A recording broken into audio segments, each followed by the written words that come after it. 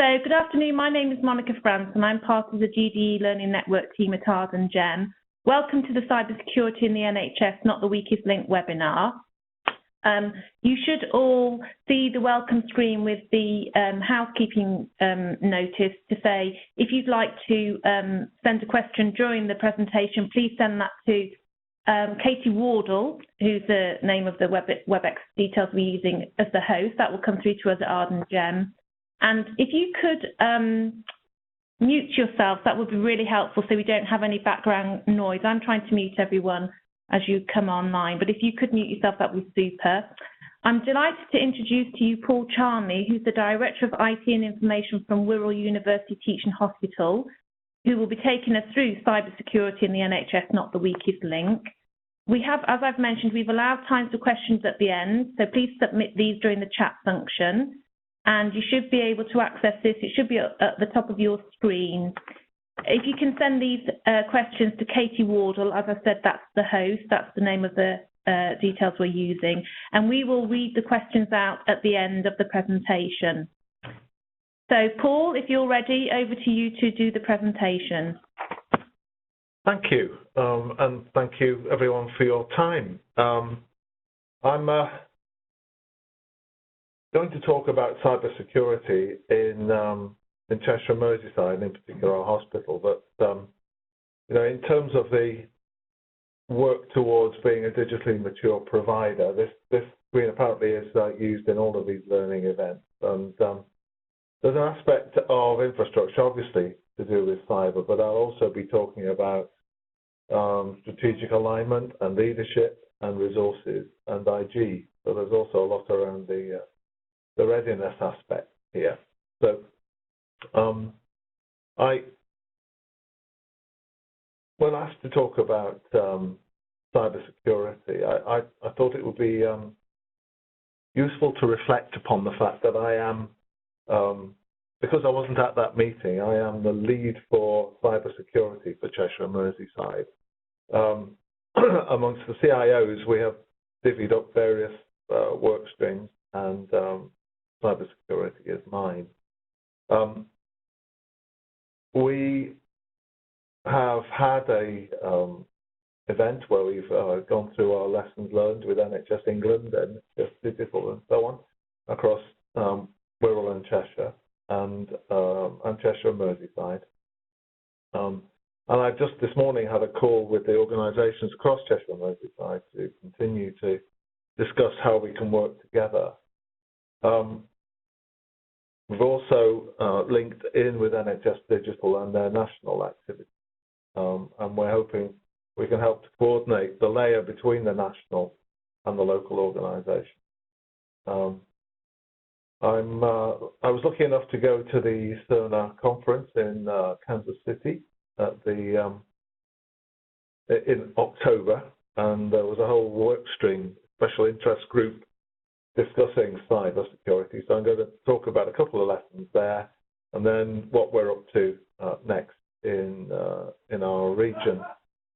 But I'm a Director of IT and Information. I am by no means a cyber expert, and I do hope that we get a chance to talk at the end of this session about your experiences and any comments and questions you might have as well. And I'm certainly finding it really useful to share the pain and the pleasure around making progress with the cybersecurity aspects that we have to look after with colleagues across Cheshire and Merseyside. There are the GDEs in Alderhay, the Royal, and in Merseycare.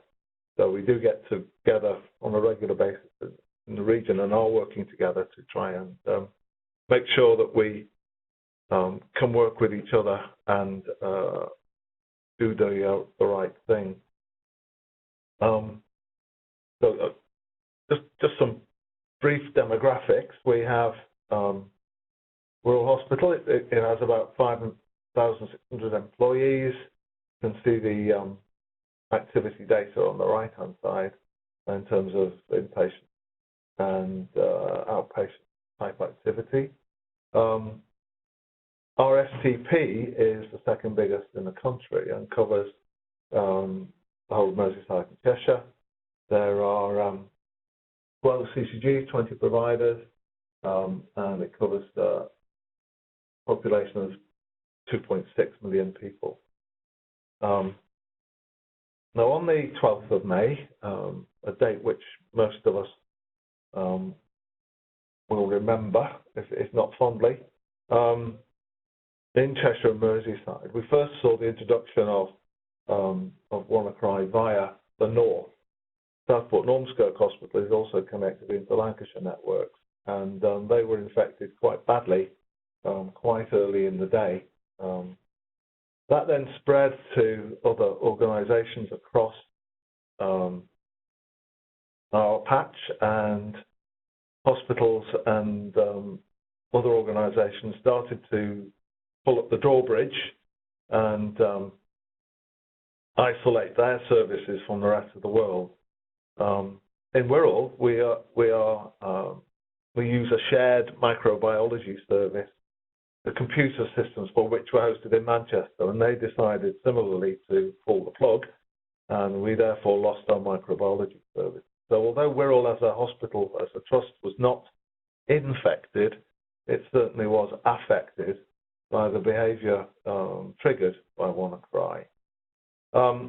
Our Mental Health Partnership Trust was infected, as were other GP practices around the patch. So by the end of that Friday, we had isolated networks. We had a bunch of organisations working through the weekend overnight to get their patching status up to date. And although it probably wasn't clear at the time, maybe still isn't that clear exactly what the impact was, the calls that were started by NHS England through the emergency planning arrangements were particularly chaotic to start with.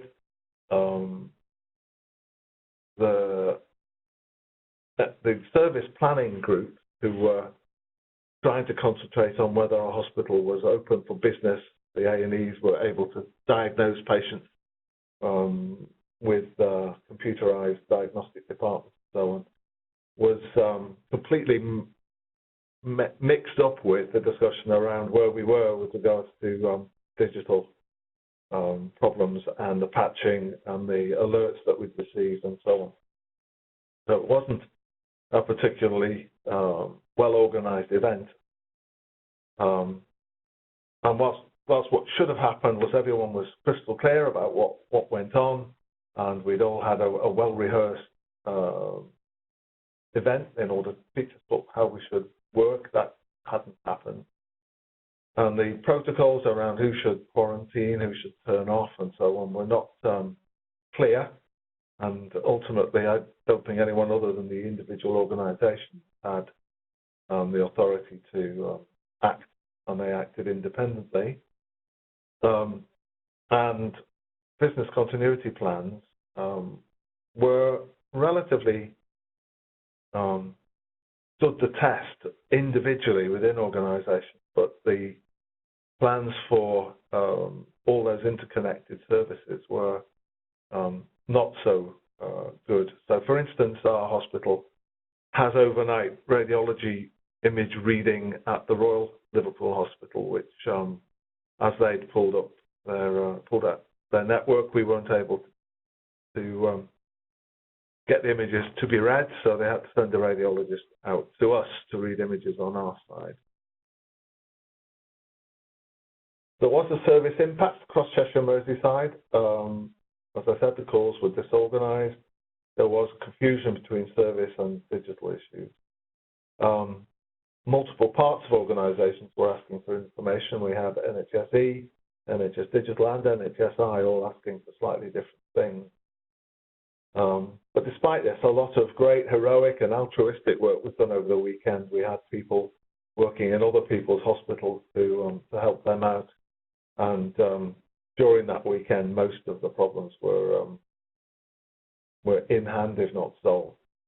There was then a focus on cybersecurity in the following weeks, but it's feeling a bit now, after 6 months, that we're not necessarily keeping that pace going. Again, that may be different in other parts of the country, but I worry that we have still things to do. So, if you take the clinical perspective, the realization of quite how digitally dependent our organizations are, and not just on their own technology, but others, and the need for a new business continuity plan has led to clinicians wanting to be involved in a cyber agenda. And all the time, our clinical networks are expanding. Our MDT meetings, for instance, are growing in number. And it all indicates that we can't afford to have arrangements that are just about individual organizations. And the other thing that particularly hit the clinicians was it's not just about computers, it's also about medical devices.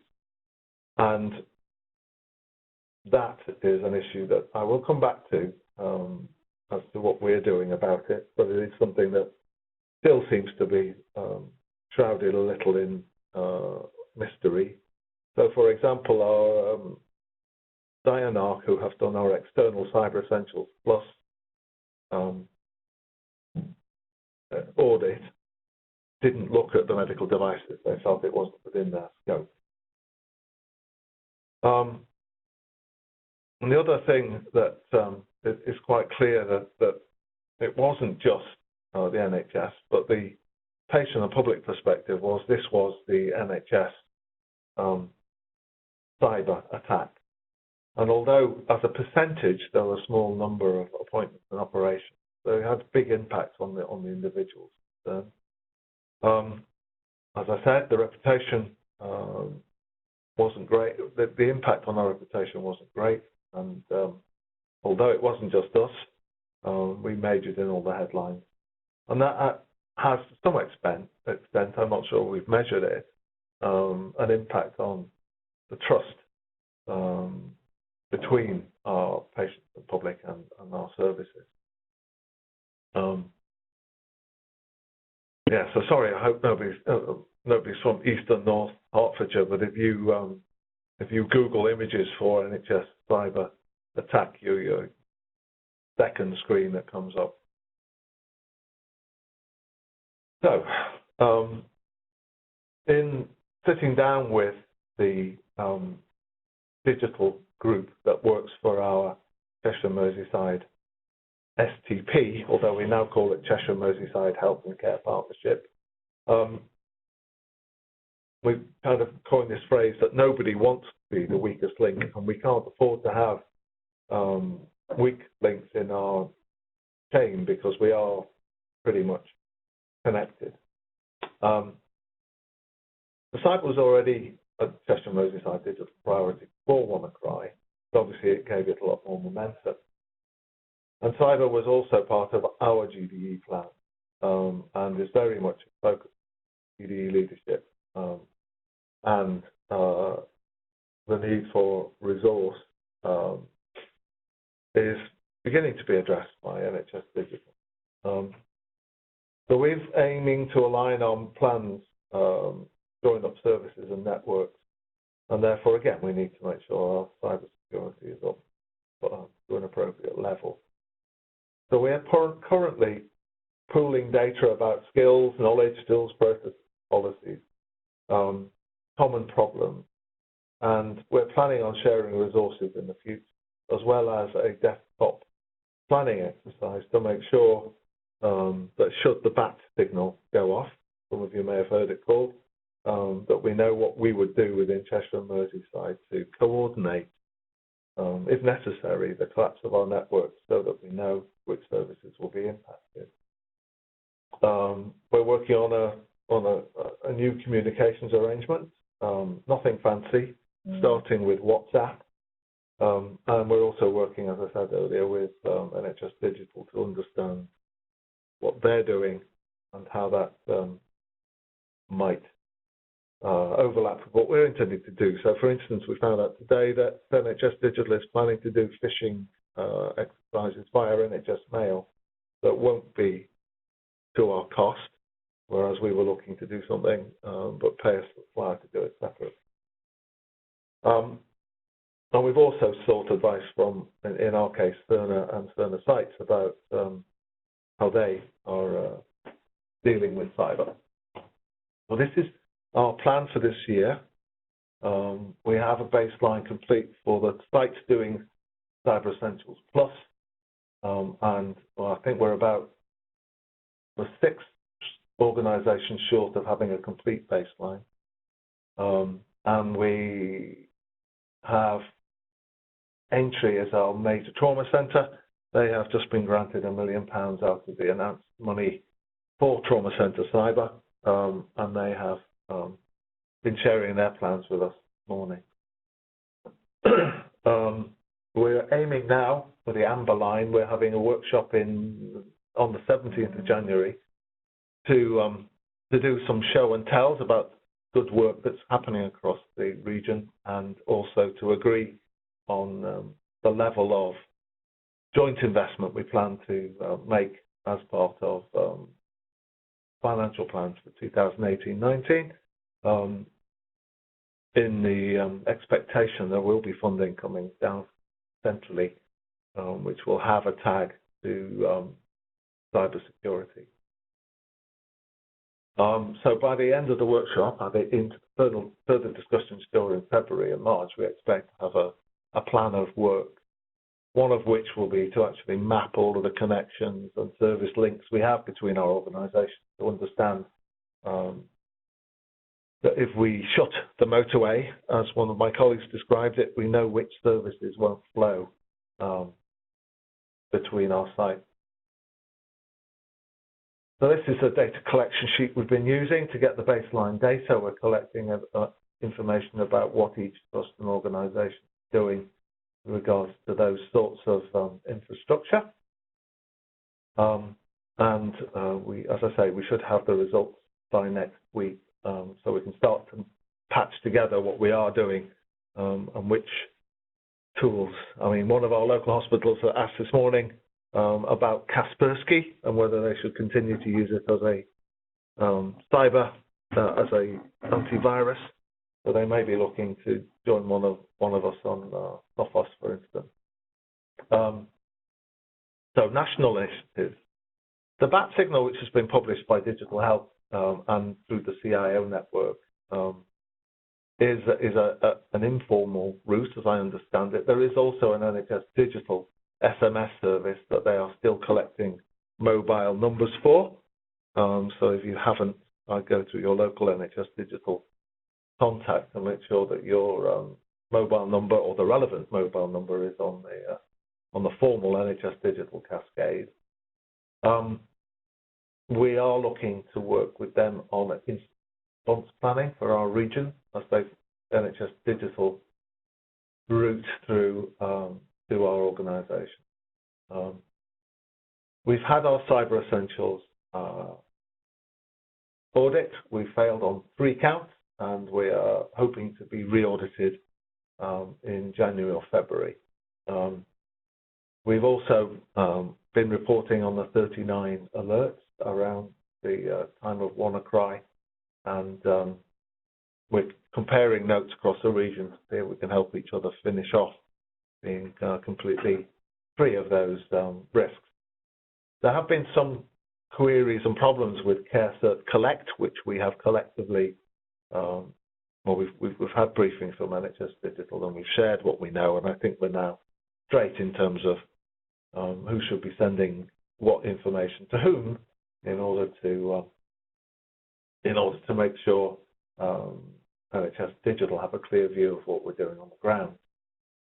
Some of you may have seen an announcement around a security operations centre and some further work that they're planning to do around tools that will look at enterprise threat detection across our entire NHS network.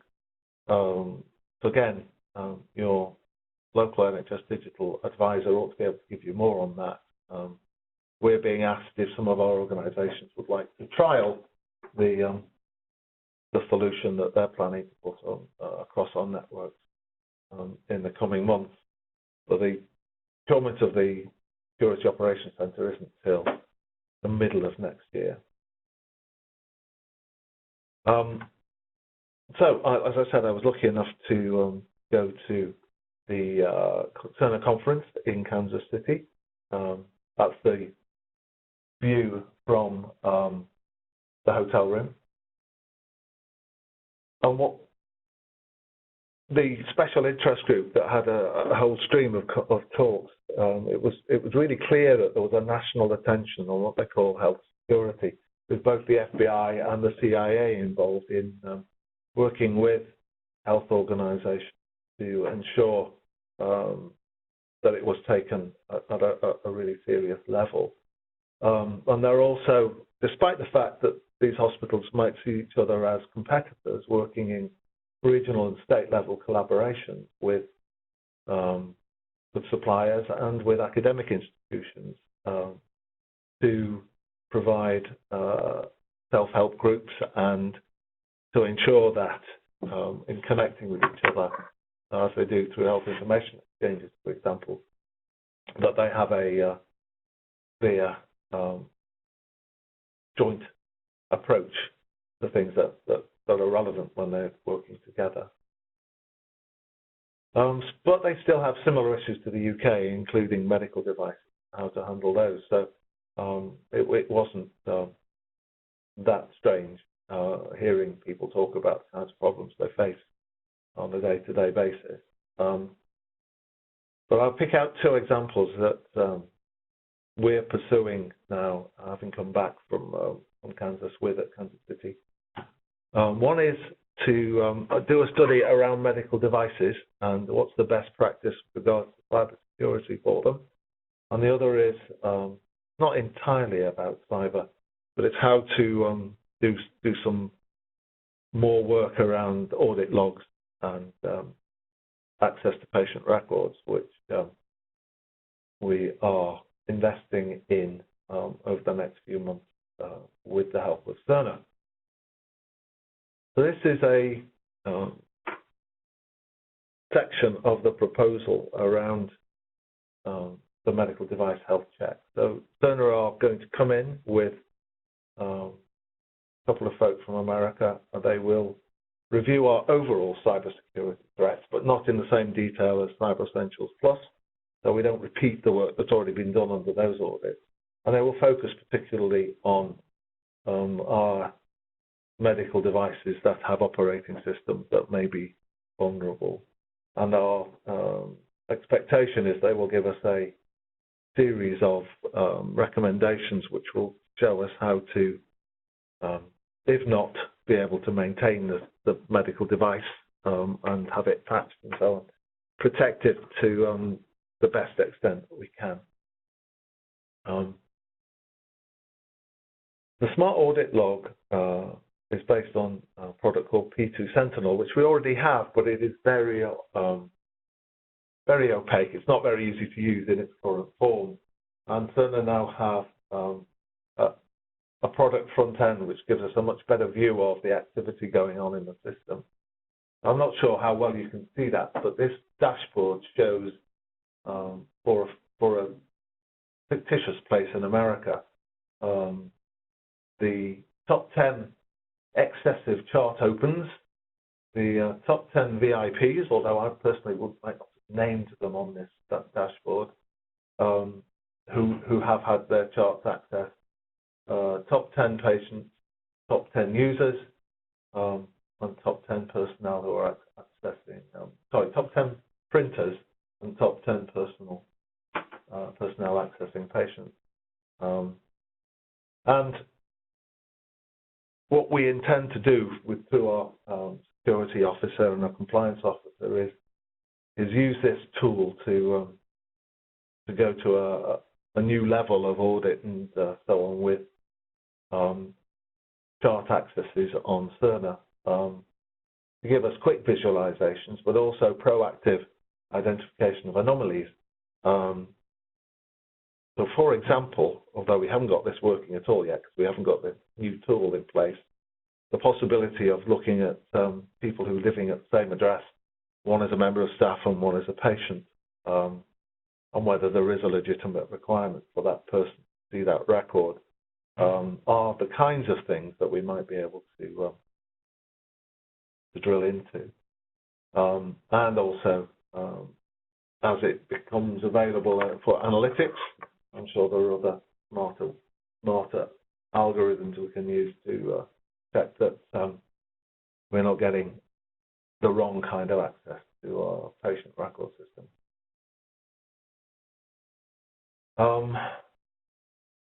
So I've rattled through that. It's rather difficult without feedback to know how this is going down, but obviously you can ask questions. So the conclusion is this is a constantly evolving threat. We're not separate and we need to work together. And I think we're finding by the number of organisations now, almost every organisation is joining me on these monthly calls, that they're finding the collaboration useful. And it will take investment, but it's likely that we need to make the best of that investment. We will need to club together. And going back to what we said about the lack of focus or the loss of focus, I think has happened over the last 6 months. It is a case of if not when this happens again, we certainly can't afford to drop our focus too much. So, like I say, I've rattled through that. Happy to answer any specific questions about what we're doing. And I'll presume Katie or whoever will open up the chat.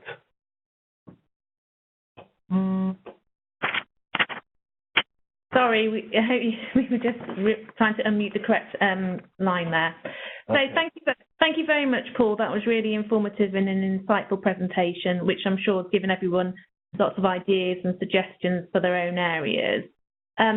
We have got a couple of questions, but if anybody does want to submit questions, please do send them through the chat facility to Katie Wardle, and that's us here at Arden Gem, and we'll pass them on to Paul. So Paul, first question is, how do other organisations prioritise the money for this, and how have you done this in your area, in your GDE allocation? The prioritisation obviously got easier after WannaCry. We were infected by a ransomware attack over 2 years ago, and at that point, with our internal auditors looking at our vulnerabilities, we set about doing a number of things in terms of tests. So our board had clear sight of what they need to do in order to not have that happen, and I guess that stood us in good stead when WannaCry came up. So it is difficult. We're not spending a huge amount of our GDE funding on cyber, since it was already a funded program. The two pieces of work that I've just described there around medical devices and the audit log will cost probably 50 to 60,000 together. So that's where we're spending the bulk of our cybersecurity funding. We also have a project manager who is seeing through the work that was already in train, and we're using his time to help across the Cheshire and Merseyside Trust to bring that baseline together as well, as a way of paying back some of the GDE funding to the rest of the organisation. I know it's tough in terms of prioritisation, and we have other trusts in Cheshire, for instance, who are struggling under various financial constraints. What the Cheshire Merseyside Digital Committee is planning to do is to ensure that if funding that does come through them, which is what's being signalled, that there's a certain amount of ring-fence funding that goes to specific cyber readiness plans that the organisation is being asked to pull together. After that, yeah, it's down to each trust to understand its risks and do what it can to cover them with whatever investment they feel is appropriate. But it seems to me that there are some basic things that everybody, had they done them, we wouldn't be where we were with WannaCry, and that seems to be where I think we need to focus across the region. Okay, Paul, we've got 3 other questions now. So from Doug Howe, how is learning planning to get shared across the community? Well, we have a monthly WebEx call and a quarterly face-to-face, which started in April, I think. We share on these calls our latest information about products and suppliers that have been helpful or not, around feedback from the various conferences. I think I could probably go to a conference a week on the subject of cybersecurity. So we're trying to spread our resources so we get feedback from there. As I said, we have our next is a face-to-face in January, where we will come together. Southport, who are one of the infected hospitals, is coming to explain what they've done, and they've done a number of really good initiatives that we're hoping to learn from at Wirral. Aintree will be presenting what their plans are for their trauma centre investment. So we do this on a monthly basis, and it happens. Well, you know, what's happened is once we've got these things rolling, individuals talk to individuals, and I'm finding out that they are picking up good ideas separately. Well, one thing we have done though is, because everyone is a bit careful about exposing what vulnerabilities they might have in any specific detail, we have a secure portal where we share anything of that nature, which is actually managed by our internal audit agency, Mersey Internal Audit. So we don't email each other on a number of these subjects, and anything that we feel is sensitive is placed in that safe place. Now, again, we heard from NHS Digital today that they're actually planning to set up a collaboration portal with secure spaces that can be used by subgroups, and we may well move over to that once it's available from our local regional share. Is that enough detail, do you think? I think so, because everybody's on mute, they can't respond. I know, it's quite disconcerting. You feel like you're talking to yourself, don't you, Paul? Yeah. Sorry about that. No.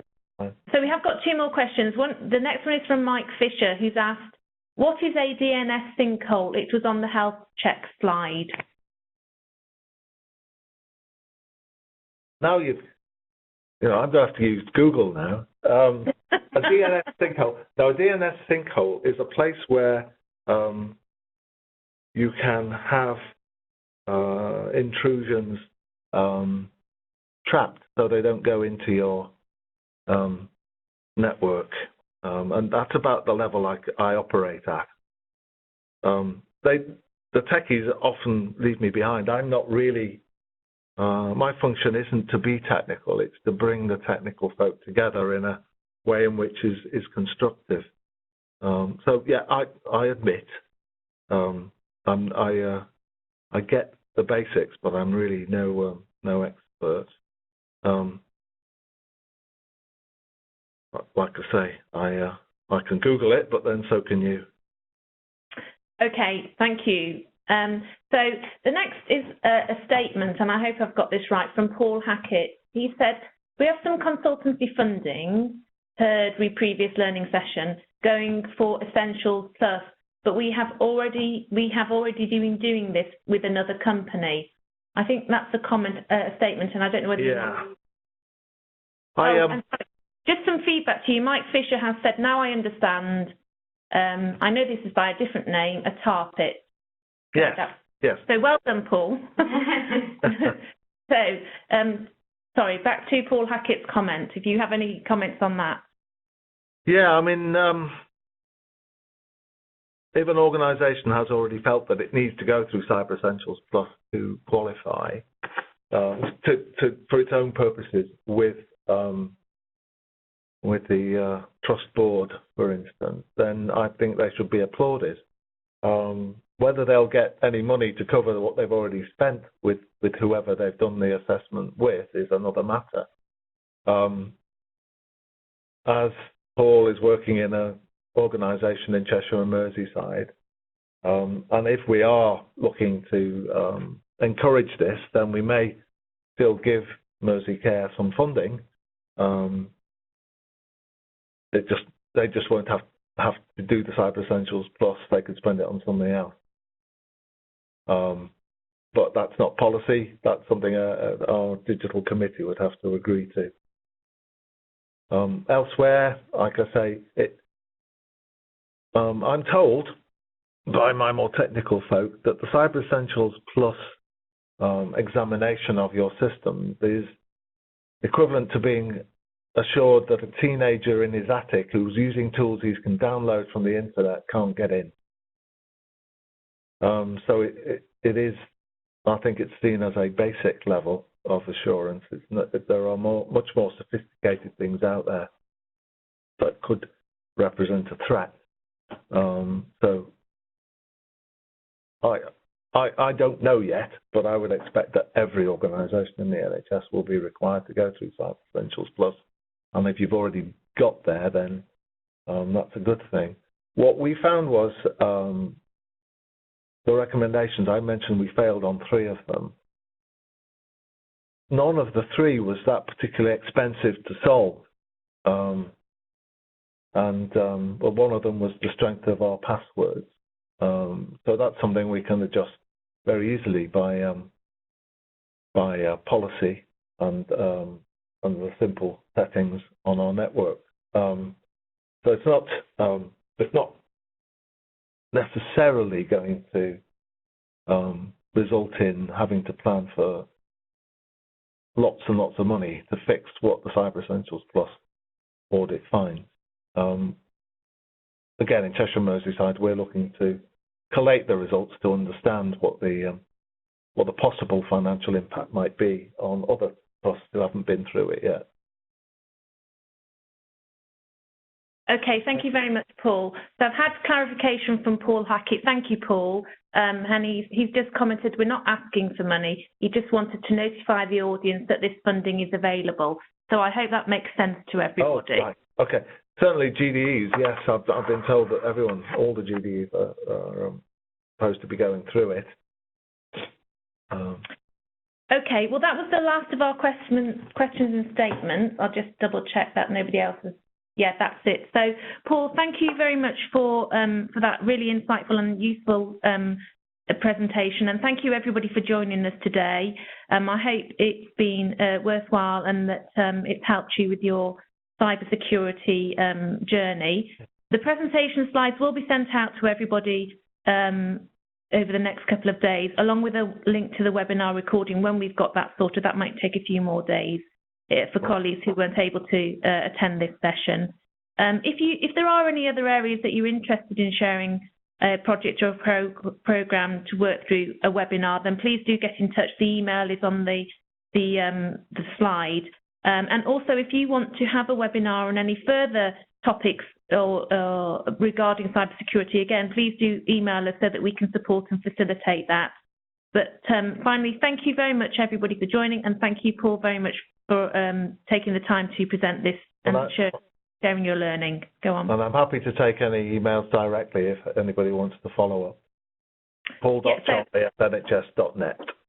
Brilliant, Paul. I'll make sure I highlight that on the email when we send out the presentation. Okay. Okay, thank you everybody and have a good day. You too. Thanks, Paul.